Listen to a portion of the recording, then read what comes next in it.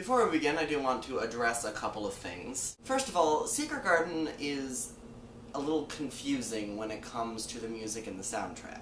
What this means is that the soundtrack has a lot of songs that are either followed by dialogue or followed directly by another song, and the song occasionally goes right into the next track, be it dialogue or even the next number. So there may be quite a few times in this particular series, this first one being one of them, where the song will sound like it's incomplete when it ends. That's because in many ways it is, because it continues on to the next track, but I'm not going to play the next track because either a dialogue starts or it goes right into the next number.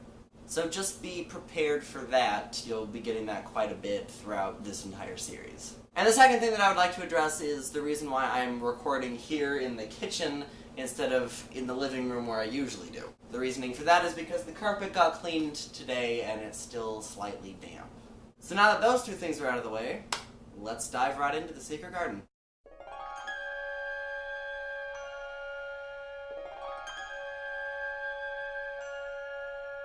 Now, from those first notes, it really does set the whimsical nature of this musical. This musical does have a touch of whimsy to it, as you'll hear me say a lot in this first number especially. There is a very magical quality to this, even though technically magic isn't really in the musical, except for the magic of human will and all that kind of stuff. For a bit more explanation about the magic of this musical, you should go ahead and check out Matthew's Books vs. Movies vs. Musical of The Secret Garden, where they talk about that a bit more in depth. But we do get, again, that touch of whimsy in the very first set of notes, and even in the first thing that Lily sings at the very beginning. She sings a section of what will eventually be her song, and what is really a major theme throughout the entire musical. Because she's singing about her garden, which is a major part of this musical. I mean, it's called The Secret Garden, so, you know, there's that. But then things stop being quite so whimsical and cheerful. It begins to get a bit more depressing when the Aya comes in and starts singing, but it becomes even more so when the chorus starts singing Mistress Mary Quite Contrary.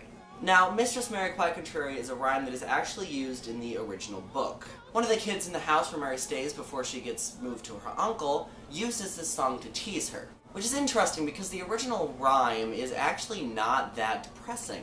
I mean, it's about this girl by the name of Mary who grows a garden and how she grows this garden. But they change a few things in the musical. First of all, they change the lyrics, making it much more depressing at the end, talking about flowers that have died in the garden, so Mary has to pull them up. Which is, you know, not very happy imagery. And not only that, but the melody they use is just eerie.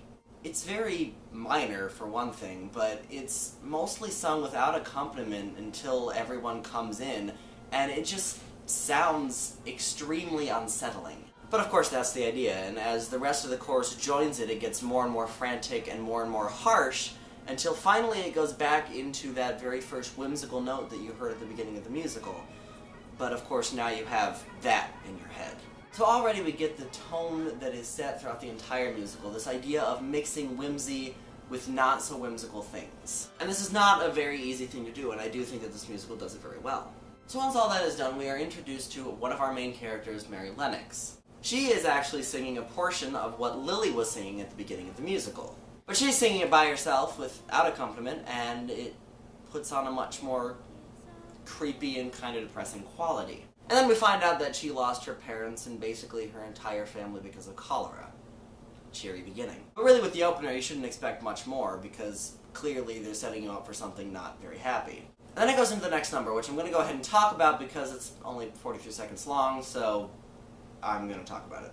The next song is really just the two soldiers who discover her and then sing about how, you know, they found this girl who's all by herself, who's lost her family, and there's no way that this can actually be happening.